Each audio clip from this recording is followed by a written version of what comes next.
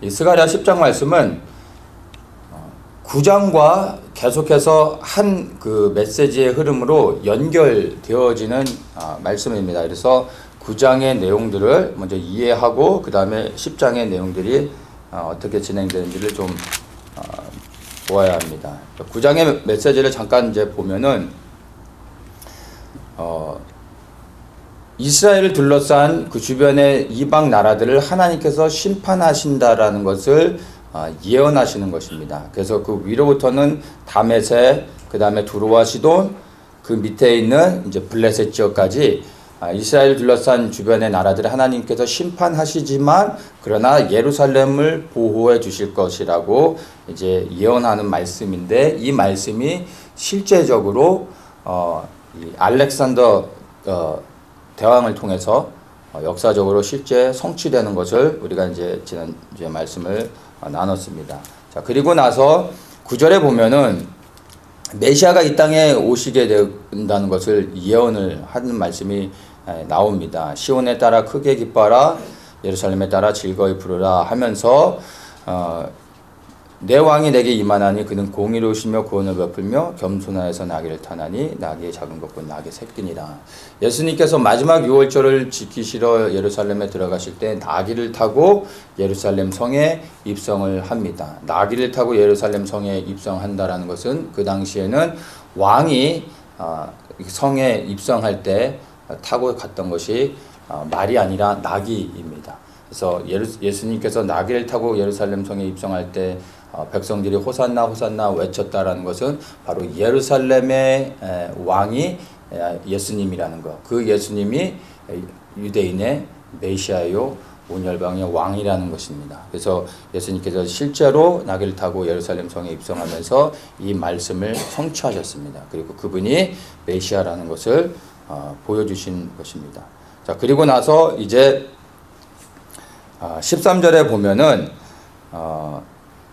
내가 유다로 당긴 활을 삼고 에브라임으로 먹인 살을 삼았으니 시온아 내가 내 자식을 격동시켜 헬라 자식을 치게 하며 너로 용사의 칼과 같게 하리라, 이런 말씀이 나오는데 나중에 이제 헬라 제국이 예루살렘을 포기하고 예루살렘을 이제 점령하는 일이 있게 되는데, 그때 마카비 혁명이 일어나서 예루살렘을 탈환하고 성전을 정결케 하고 그리고 이제 이스라엘을 지키는, 예루살렘을 지키는 일이 역사 속에서 일어나게 됩니다. 그것을 먼저 말씀을 통해서 예언한 것입니다. 그래서 예수 그리스도께서 오시기 전에 일어나는 여러 가지 사건들에 대해서 미리 말씀했고 그것들을 성취하는 것을 우리 9장의 말씀에서 볼 수가 있습니다.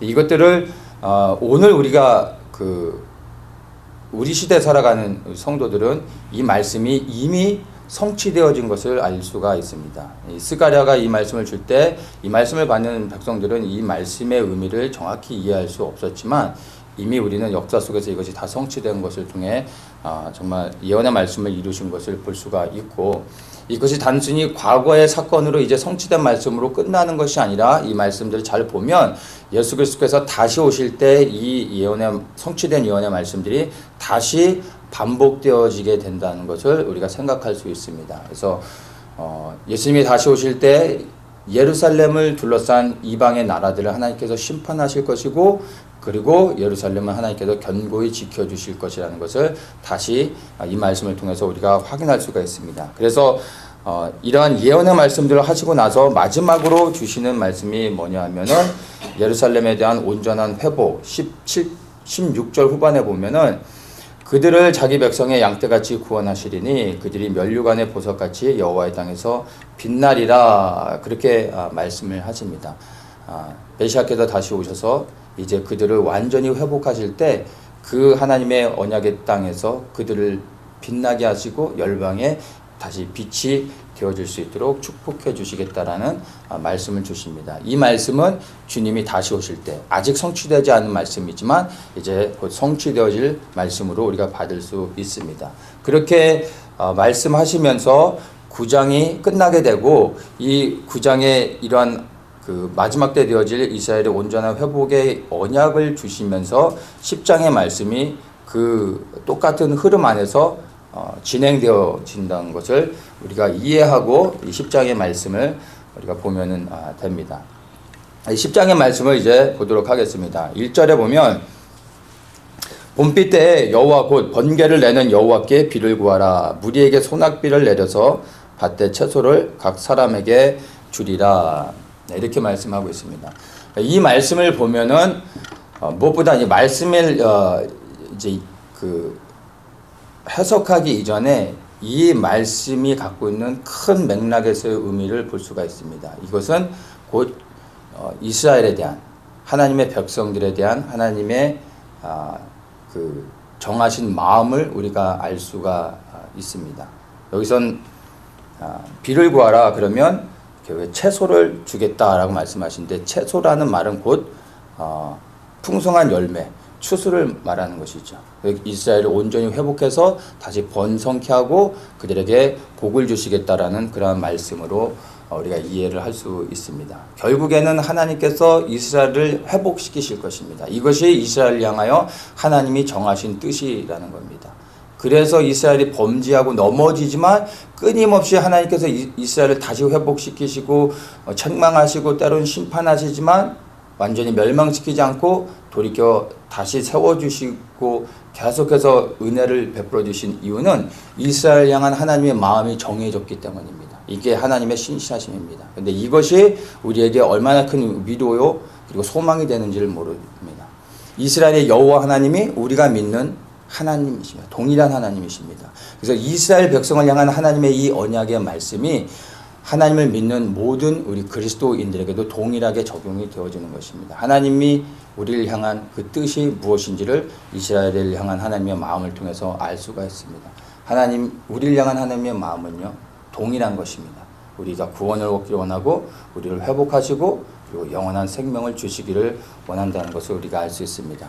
예레미야 29장 11절에 이렇게 말합니다. 나 여호와가 말하노라 너희를 향한 나의 생각을 내가 아나니 재앙이 아니라 곧 평안이요 너희 장래에 소망을 주려 하는 생각이라. 이런 말씀을 하십니다.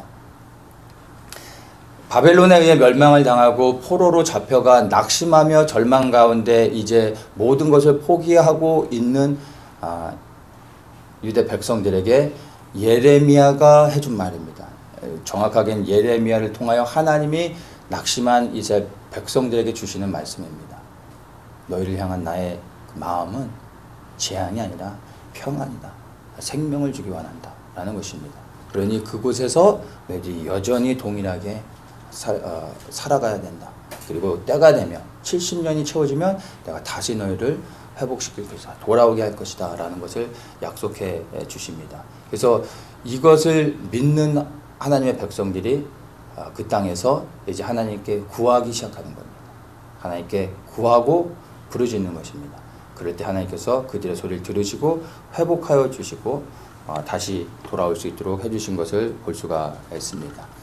동일하게 이스라엘 향한 하나님의 마음이 정해졌고 하나님께서 이스라엘을 회복시키시고 복을 주시고 이들에게 다시 은혜를 베풀어 주셨던 것처럼 우리를 향한 하나님의 마음도 동일하다는 것을 여러분 반드시 기억하셔야 됩니다. 때로는 우리가 범죄하고 넘어지고 하나님께 책망을 받고 징계를 당하기도 하지만 그것이 끝이 아니라 그렇게 하시는 이유는 다시 돌이켜 하나님 앞에 나와 생명을 얻게 하기 원하십니다. 그래서 우리를 징계하신다는 것입니다. 때로는 우리 삶의 환경 가운데 모든 것이 막혀있고 좌절되어지고 해석되지 않고 그리고 나의 이 상황 가운데선 내가 해결할 수 없어 이제는 모든 것이 끝나버린 것처럼 보여질 수 있는 그러한 상황에 있다 할지라도 하나님께서는 계획이 있으시고 우리를 회복하시며 우리에게 생명을 주기 원하신다는 것입니다.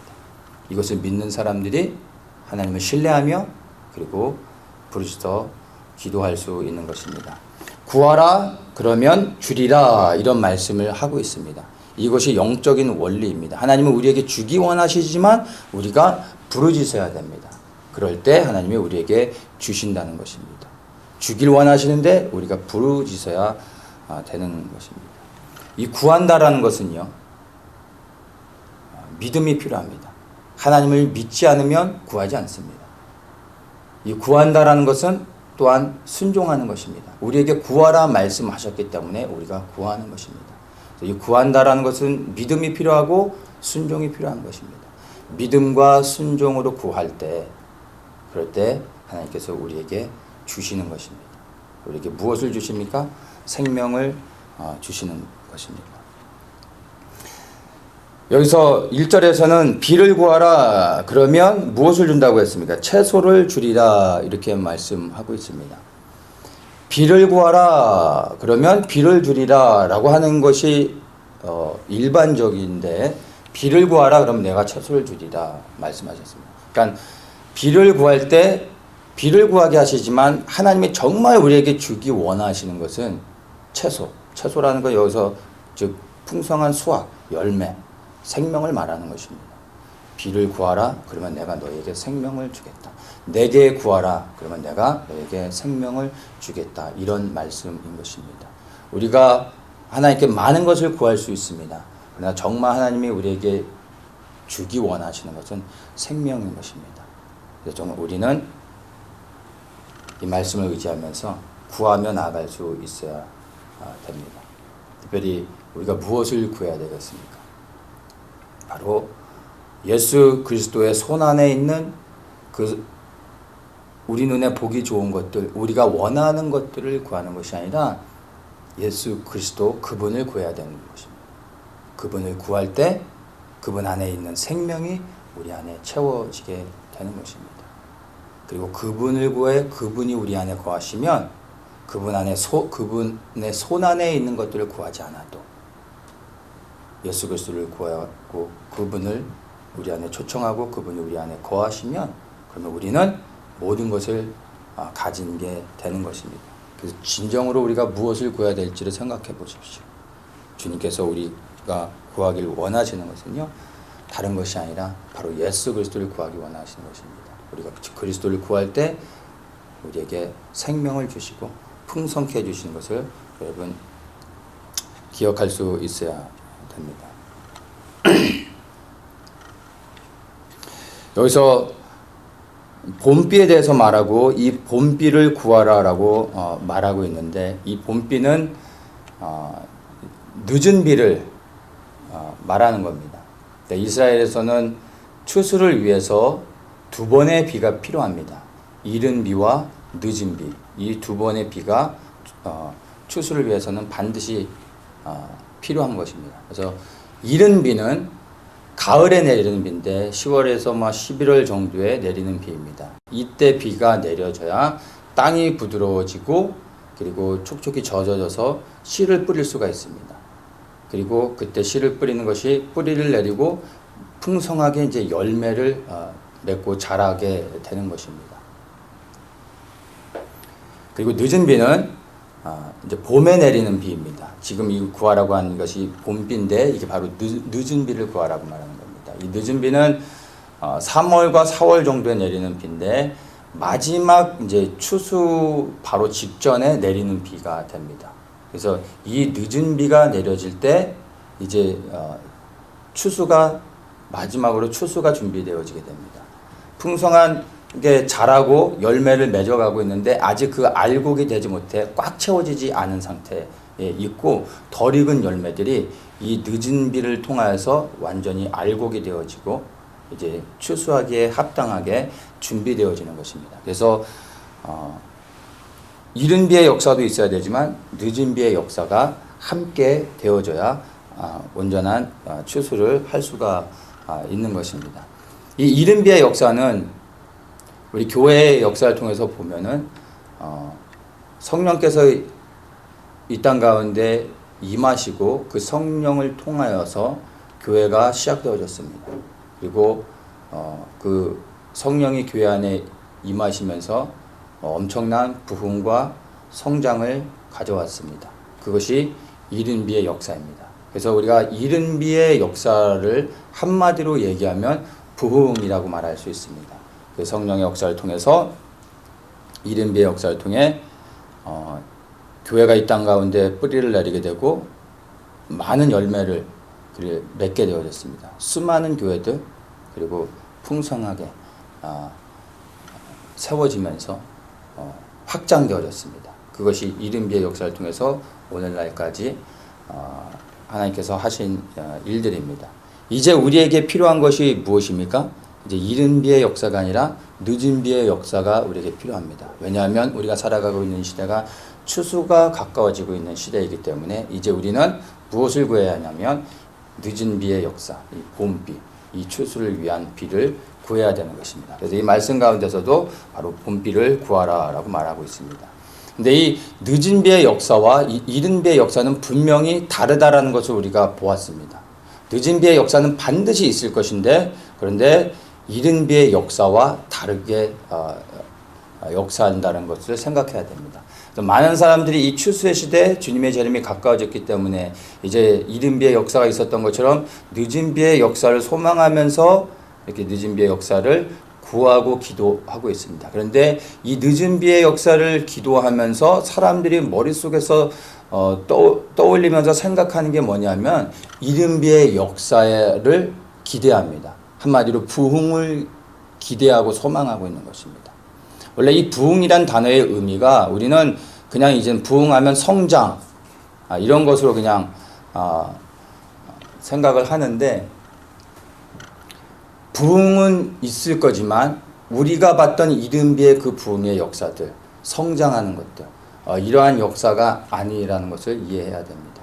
늦은비의 역사는 분명히 있을 것입니다. 그러나 이른비의 역사의 그 부흥의 역사들, 성장하고 번영했던 그런 역사가 아니라는 겁니다. 왜냐하면 이른비와 늦은비의 역할은 다르기 때문입니다.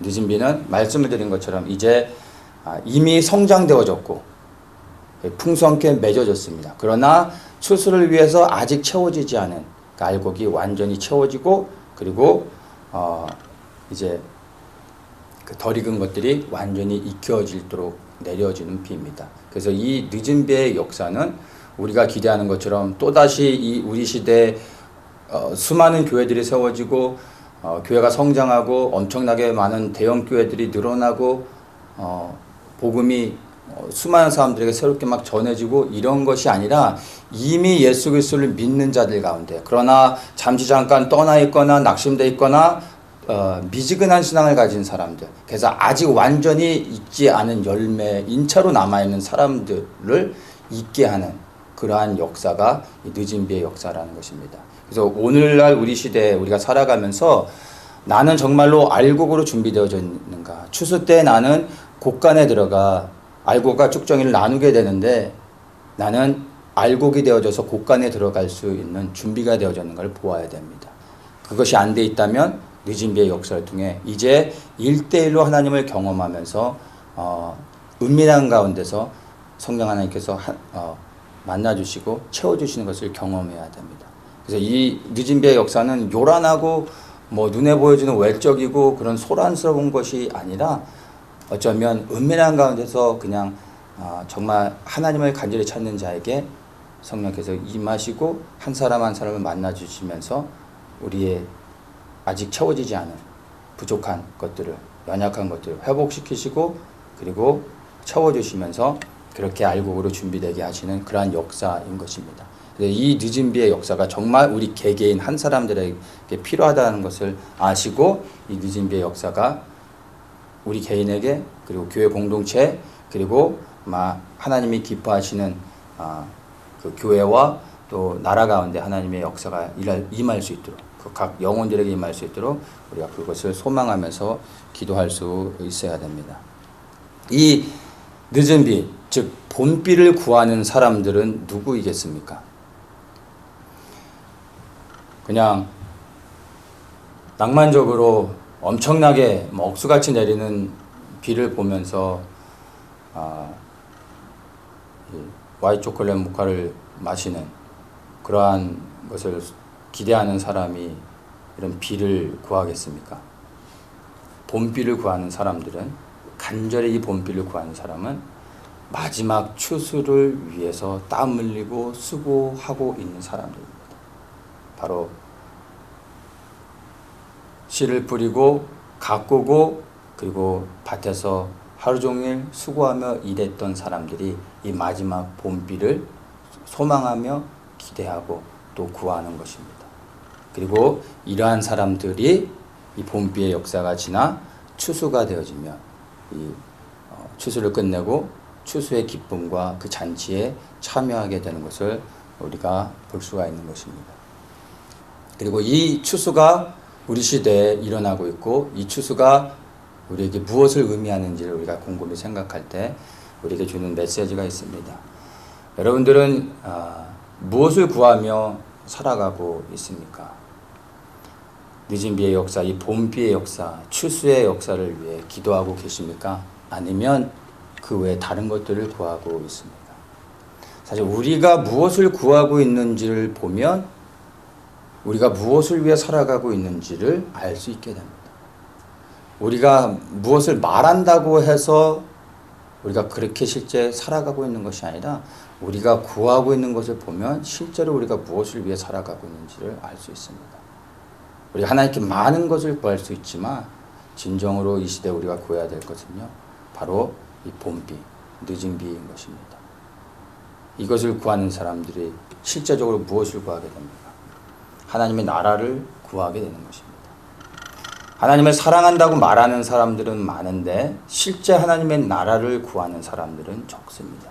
예수님께서 하나님 나라를 구하라고 어떻게 기도해야 될지를 가르쳐 주셨음에도 불구하고 사람들이 하나님의 나라를 구하지 않습니다. 하나님을 사랑한다고 하면서 하나님의 나라를 구하지 않는 것은요, 실제로는 하나님을 사랑하지 않는 것입니다. 교회 안에 예수님을 사랑하지 않는 사람들은 없겠죠. 다 예수님을 사랑하니까 교회에 나와서 예배를 드리고 예수님을 섬긴다고 말합니다.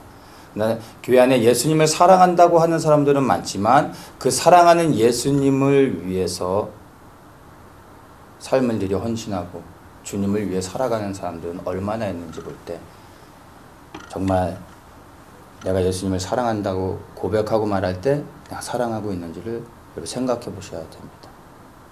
사랑한다고 말하는 사람은 넘쳐나지만 정말 그 사랑을 행하는 사람들, 사랑하기 때문에 주님을 위해 살아가는 사람들은 너무나 적다는 것을 우리가 볼 수 있습니다. 여러분이 정말 사랑하면 그 사랑하는 사람에게 말하게 돼 있고 그 사랑하는 사람이 무엇을 생각하고 무엇을 좋아하고 무엇을 기뻐하는지 무엇을 원하고 무엇을 싫어하는지 관심을 갖게 되고 그 사람에게 다가가게 됩니다. 그리고 사랑하기 때문에 남자와 여자가 만나 결혼하게 되고 자녀를 낳고 사랑의 열매들을 맺으며 살아가게 되어 있습니다. 여러분이 정말 예수님을 사랑하면 사랑합니다 라고 말하고 끝나지 않습니다. 사랑은 정말 사랑하기 때문에 그 사랑하는 사람에게 다가가 단 한 번도 말하지 않고 그 사랑하는 사람을 위해서 뭔가 해보지도 않고 나는 마음에 정말로 사랑하기 때문에 아무것도 할 필요가 없고 그냥 어깨 너머로만 본다고 하면서 여러분 한 번도 그 사랑하는 사람을 위해서 무엇을 하거나 말 한 번 걸어보지 않는다는 게 이해가 되십니까? 근데 교회 안에서는 예수님을 사랑한다고 말하지만 예수님에게 아무것도 하지 않는 사람들이 너무나 많습니다.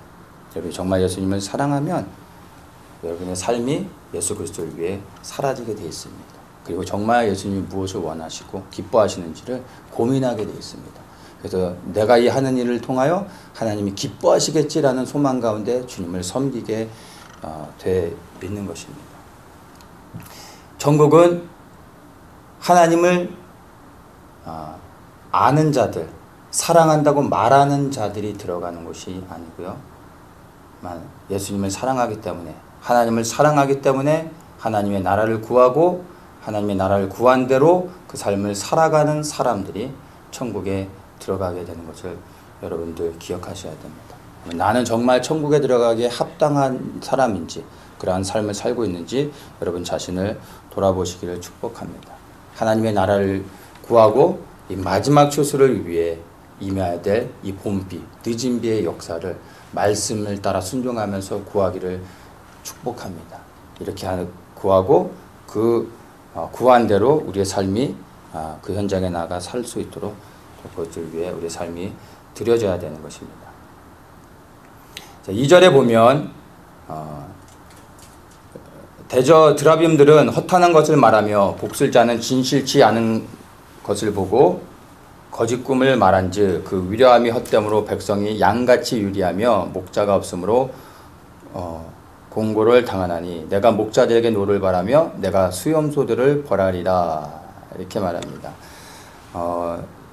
예루살렘에 있는 악한 지도자들을 향한 하나님의 진노와 심판에 대한 이제 말씀을 하고 있습니다. 여기 보면 이제 드라빔과 복술자가 나오는데 드라빔은 이스라엘의 백성들이 사실 우상의 그 형상을 따라 만든 조각상인데 그냥 우상의 신상이라고 말하면 되는 거죠.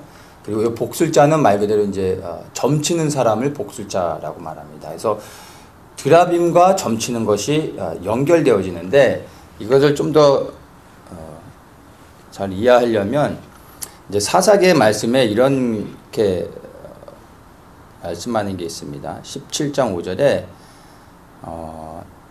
이제 미가라는 사람이 있었는데 이 미가에게 신당이 있으므로 또 에봇과 드라빔을 만들고 한 아들을 세워 제사장을 삼았더라 이렇게 이제 얘기합니다.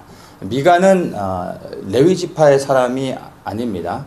근데 미가가 에봇과 드라빔을 만들고 또 그 집안에 신당을 만들었다고 얘기했죠. 그리고 제사장을 세워서 제사장 노릇을 했다는 것을 볼 수가 있습니다. 에봇과 드라빔을 같이 만들었다고 말하는 것을 통해 이 드라빔이 무슨 역할을 하고 있는지를 볼 수가 있습니다. 그러니까 에봇은 대제사장이 하나님의 뜻을 구할 때 그 의복 위에다가 걸쳐서 입는 그런 외투입니다. 그리고 그 에봇을 입고 하나님께 나아가 하나님의 뜻을 구하는 겁니다. 그때 하나님이 그 에봇을 입고 나간 제사장에게 이제 우림과 둠빔을 통해서 하나님의 뜻이 무엇인지를 말씀해 주십니다. 그리고 그것을 통해 하나님의 뜻을 깨닫고 이제 순종하면서 이제 이스라엘 백성들을 인도하게 되는 것이죠. 자, 근데 이 에봇과 드라빔을 같이 만들었다는 걸 통해서 이 드라빔의 역할이 무엇인지를 우리가 알 수 있는 것입니다. 바로 에봇과 같이 드라빔이 이방 신들이 이방 그 신을 섬기는 자들이 이 드라빔을 만들고 동일하게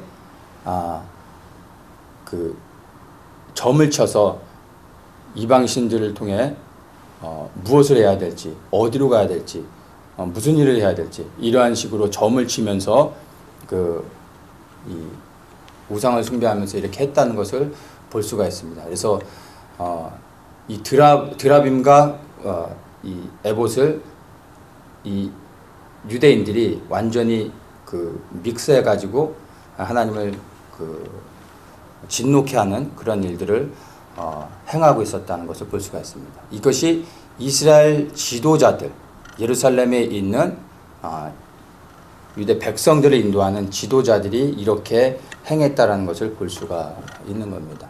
하나님께서 우상을 섬기는 것을 가증히 여기시고 정말 하나님이 진노하시는 것인데 단순히 신상을 만들어 놓고 절하는 것과 그리고 이렇게 드라빔을 만들고 점을 치면서 자기의 기둥을 알고 그렇게 인도함을 받으려고 하는 이러한 자체가 얼마나 악한 건지를 여러분 아셔야 됩니다. 그래서 단순히 신상에 절하는 것과 점을 치는 것은요 다 악한 것이지만 차원이 다릅니다.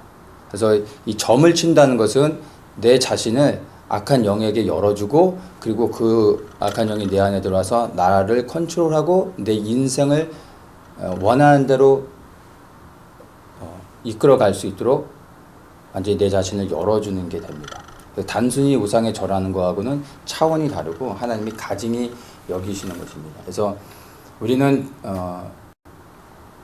그 동양 문화 자체가 점을 치는 것들이 워낙에 익숙해져서 뭐 오늘의 운세 가지고 그냥 재미삼아 이런 것들을 보거나 치기도 하고 뭐 카드 점 같은 것도 있고 손금을 보기도 하고 뭐 이런 것들을 하는데 재미삼아 장난으로 한다 할지라도요 그렇게 하는 행위 안에 영적인 의미가 담겨져 있습니다. 악한 영에게 문을 열어주게 되고 점치는 영이 들어올 때 그 점치는 영은 단순히 점을 치는 게 아니라 내 인생에 들어와 내 인생을 컨트롤할 수 있는 능력을 갖게 됩니다. 처음에 들어와서 그 문을 한번 열어주게 되면 그 다음부터 계속해서 그 영이 내 삶 속에 자리를 잡고 어느 순간 견고한 틀이 되어질 때 그때는 내 인생이 완전히 묶이게 될 수 있는 겁니다. 그래서 이것은 처음부터 피해야 되는 것이고 이러한 것들을 행함이 있었다면 하나님 앞에 회개하여서 이것들을 완전히 제거해야 헤매야 됩니다. 그렇지 않으면 여러분 점치는 영에게 사로잡히면 그 사람의 인생은 반드시 망합니다. 이 땅에서 반드시 망하게 되는 게 하나님의 그 영적인 흐름 안에서 볼 수 있는 것입니다. 이것들을 끊어내야 되는데 이스라엘 백성들을 이스라엘의 지도자들이 바르게 인도하는 것이 아니라 오히려 이렇게 이 점을 치면서 거짓들로 허탄한 것들을 쫓게 만들고 그리고 백성들을 속이면서 미혹하면서 백성들을 멸망의 길로 인도하고 있었다라는 것을 우리가 볼 수가 있습니다. 여기에서 우리가 우리 시대에 분명하게 또 발견할 수 있는 것이요. 거짓 선지자들이 헛된 것들을 말하면서 그리고 백성들을 속여서 다른 길로 가게도 했지만 오늘날의 이 거짓 선지자들의 역할이 뭐냐 하면 바로 이 당시에 하나님의 보내신 선지자들이 이스라엘 백성들에게 하나님의 경고와 심판의 메시지들을 전했습니다. 다가오는 심판을 전할 때 거짓 선지자들은 그 하나님이 보낸 선지자들의 말을 무시하고 아니다, 평안하다, 안전하다, 염려하지 말아라, 복을 받을 것이고 우리는 여기서 번영하면서 살아가게 될 것이다 라고 하면서 속이고 이스라엘 백성들을 멸망의 길로 인도했습니다. 그래서 하나님이 보낸 선지자들을 통해 그 경고의 메시지를 들었다면 돌이켜 회개할 수 있게 되고 그러면 다시 하나님의 은혜 가운데서 멸망을 피할 수 있었는데 거짓된 선지자들, 거짓 지도자들을 통해서 회개 기회를 놓친 백성들이 결국엔 멸망을 당하게 됐다는 것을 우리가 볼 수가 있는 것입니다. 그리고 지금 이 말씀을 전하는 이 스가랴 선지자도 끝내는 악한 지도자들에게 의해서 죽음을 당하게 됩니다. 이 악한 지도자들이 백성들을 선동해서 백성들로 하여금 스가랴를 죽게 만드는 것이죠. 악한 지도자가 악한 백성들을 만들고 하나님을 대적하는 일들을 행하게 하는 것을 볼 수가 있습니다. 그래서 하나님께서 이러한 가증한 일들을 행하는 이스라엘을 보고 하나님께서 먼저 이스라엘을 회복하시기 전에 거짓 선지자들, 거짓 지도자들을 하나님께서 심판하시는 것들을 우리가 볼 수가 있습니다. 그래서 정말로 지도자를 잘 만나야 되는 것은 그것은 우리가 생명을 얻는 일과 연결되어지는 것을 알 수가 있습니다. 북한에 보면 그걸 너무나 잘 알 수가 있죠. 한 사람의 악한 지도자가 세워졌더니 70년이 넘도록 북한이 어떻습니까? 빛을 보지 못하고 그 땅에서 살아가는 모든 사람들이 정말 가장 불쌍하고 고통스러운 삶을 살아가고 있습니다. 한국은 어떻습니까? 세계가 인정하는 한강의 기적을 이루어냈는데 악한 지도자가 세워졌더니 2년도 안 돼서 나라가 이제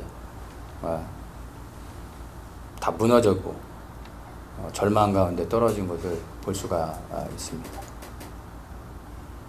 미국을 보십시오. 오바마 8년 동안에 모든 기독교의 가치가 무너졌을 뿐만 아니라 사실 미국이 무너지기 일보 직전까지 갔다가 하나님께서 트럼프라는 하나님이 이 시대에 사용하는 사람을 세울 때 놀랍게 다시 회복되어지며 하나님의 사람들이 일어나고 또 이 미국이 하나님이 기뻐하시는 많은 일들을 행하고 있는 것을 우리가 볼 수가 있습니다. 이 한 사람의 지도자가 어떤 사람이 세워지느냐에 따라 한 나라의 운명이 결정되어지는 것을 볼 수가 있습니다. 이것은 나라뿐만이 아니라 교회 공동체에도 동일합니다.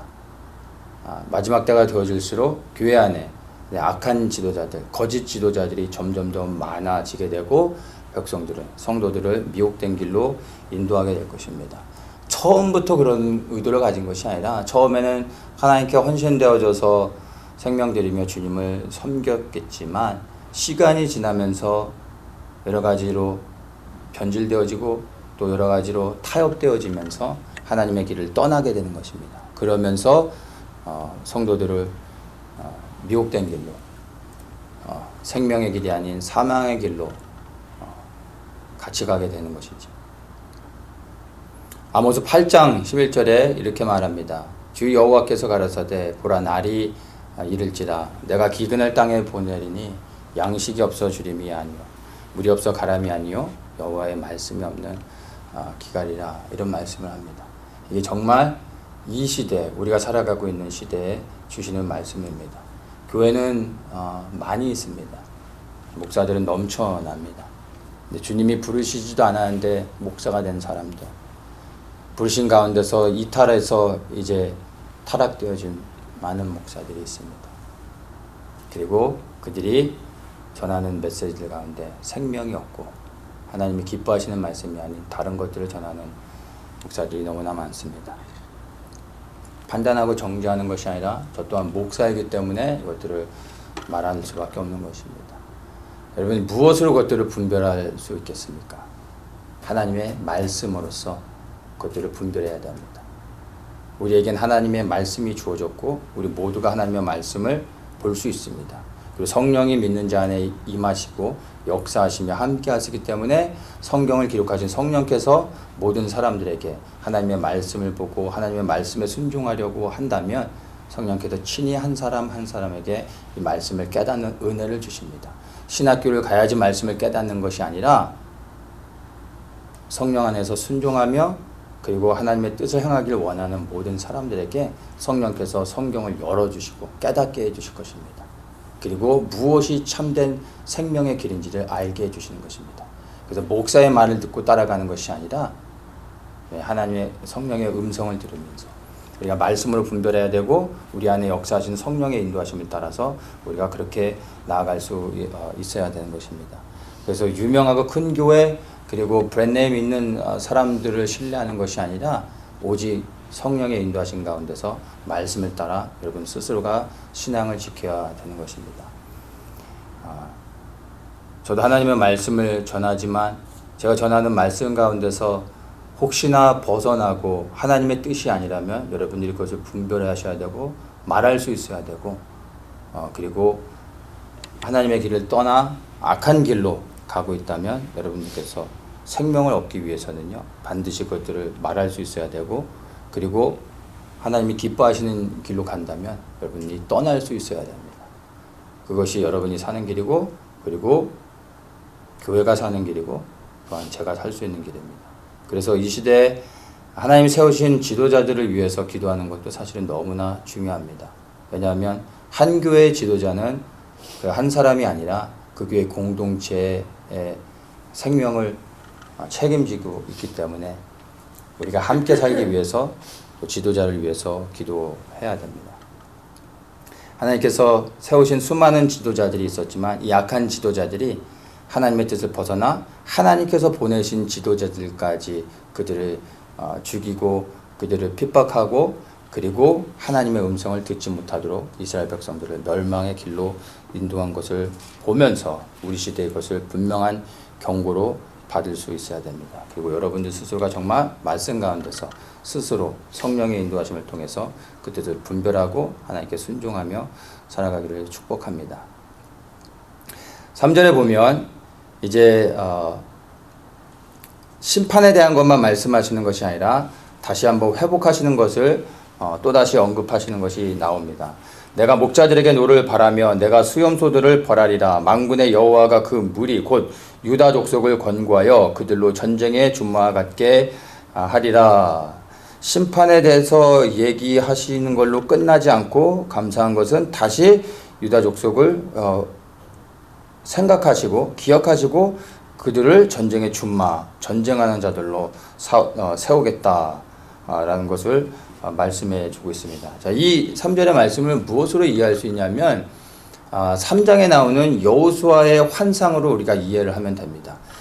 여호수아가 더러운 옷을 입고 하나님 앞에 섰을 때 사단이 와서 그를 참소합니다. 하나님, 이 사람은 하나님을 섬길 수 없습니다. 보십시오. 이렇게 더러운 옷을 입고 있는데 어떻게 하나님을 섬길 수 있습니까? 이 사람을 심판하셔야 됩니다. 라고 하나님께 사단이 참수할 때 하나님께서 사단을 책망하시면서 하나님께서 행하신 게 놀랍게 이 여호수아의 더러운 옷을 갈아입혀 주십니다.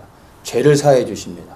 그리고 아름답고 깨끗한 옷을 그에게 입혀 주시는 것을 우리가 환상을 통해서 볼 수 있었습니다. 자, 이 말씀의 의미는요, 여호수아는 대제사장으로 이스라엘의 더럽혀진 상태를 보여주는 것입니다.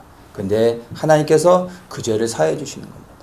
그리고 하나님을 섬길 수 있도록 다시 한번 이스라엘을 거룩하게 정결하게 회복시켜 주시는 것을 우리가 보았습니다. 이러한 동일한 은혜가 바로 지금 이 3절을 통해 이스라엘 백성들에게 임하는 것입니다. 하나님의 심판으로 끝나는 것이 아니라 그 심판이 징계가 되어져서 그들을 다시 정결케 하시고 그리고 회복시키셔서 이젠 그들을 이번에는 어떻게 합니까? 의로운 옷으로 입혀주는 것이 아니라 전쟁의 준마, 전쟁의 용한 말들, 전쟁을 위해 준비되어진 말들, 훈련된 말들로 세워준다는 것입니다. 그래서 5절에서는 용사로서 또 다르게 표현을 합니다. 이스라엘 백성들을 다시 한번 주님께서 용서해 주시고 죄를 사해 주신 다음에 이제 전쟁하는 자들로, 용사들로 세워주시고 있는 것을 볼 수가 있습니다. 왜냐하면 이스라엘 향해 하나님께서 행하셔야 될 일들이 있기 때문에 그들을 새롭게 세워주는 것입니다. 4절에 보면 모퉁이들 그리고 말뚝 싸우는 활 권세 잡은 자 이들이 다 일어나 그에게로 나와서 싸우게 된다. 그리고 용사같이 거리에 진흙 중에 대적을 밟을 것이라 이렇게 말합니다. 이것이 이제 이스라엘 다시 회복시켜서 하나님께서 이스라엘 백성들을 그리고 지도자들을 어떻게 세우시는지를 보여주는 것입니다. 모퉁이돌이 없으면 건물이 세워질 수가 없죠. 말뚝이 없으면 뽑혀서 흔들리고 날아가 버리게 되는 것입니다. 싸우는 활이 없이는 전쟁에서 승리할 수가 없고 권세 잡은 자가 없이는 통치하고 다스릴 수가 없는 것입니다. 하나님께서 이제 이러한 새로운 지도자들, 이러한 지도자들을 세워주시고 이스라엘을 다시 한번 하나님께서 열방 가운데 높여주시고 영광을 받으시겠다라고 말씀하시는 것입니다. 이러한 일들을 위해 이스라엘 백성들을 용사로 세우시는 것들을 말씀해 주고 있습니다. 이렇게 용사로 세우시는 목적은 단 하나입니다. 하나님의 나라를 이 땅 가운데 다시 회복하기 위한 것입니다. 자, 그렇게 해서 쭉 말씀을 하시면서 우리에게 소망을 주시는 말씀을 6절에서 합니다. 내가 유다 족속을 견고하게 하며 요셉 족속을 구원할지라. 내가 그들을 긍휼히 여김으로 그들로 돌아오게 하리니 그들이 내게 내어 버리움이 없었음 같이 되리라. 나는 그들의 하나님 여호와라. 내가 그들을 들으리라. 이렇게 말씀하십니다. 나는 그들의 하나님 여호와라. 이 말씀이 무엇이며 나는 이스라엘의 여호와 하나님이다. 이 말씀을 하고 있는 것입니다. 여러분, 이스라엘의 여호와 하나님이 이스라엘 백성들과 한 언약을 지키시고 기억하시고 그것들을 끝까지 성취하시는 것을 볼 수가 있습니다. 이스라엘이 그 어떠함 때문에 하나님께서 그들을 택하시고 그들을 다시 회복시키고 그들을 용사로 부르시는 것이 아니라 하나님이 그 신실하심, 이스라엘 백성들과 한 언약을 지켜가시는 그 신실하신 하나님 때문에 그들이 하나님께서 그들을 다시 세우시는 겁니다. 바로 하나님께서 동일하게 이스라엘의 여호와 하나님이 나의 여호와 하나님, 우리의 여호와 하나님이신 것입니다. 그 하나님이 우리를 기억하고 계시고 우리를 지금 부르시고 계신 것을 우리가 볼 수 있습니다. 내가 그들을 들으리라 이렇게 말씀하고 있는데 이것을 ESV에서 보면 I'm the Lord their God and I will answer them 이렇게 말합니다. 나는 이스라엘의 여호와 하나님인데 내 백성들이 내게 부르짖으면 내가 응답할 것이다. 내 백성들이 부르짖을 때 내가 그들에게 응답할 것이다. 이러한 말씀으로 우리가 이해할 수 있는 것입니다. 하나님의 백성들이 하나님께 부르짖을 때 하나님께서 그 부르짖는 소리를 들으시고 응답하여 주시는 것입니다. 그래서 우리는 이 말씀을 믿고 신뢰하며 부르짖을 수 있어야 됩니다. 부르짖어야 되고 주님을 찾아야 되는 것입니다. 그럴 때 주님께서 우리의 부르짖는 소리를 들으시고 우리에게 찾아오셔서 응답하시며 하나님의 뜻을 행하시고 우리를 구원하여 주시는 것입니다.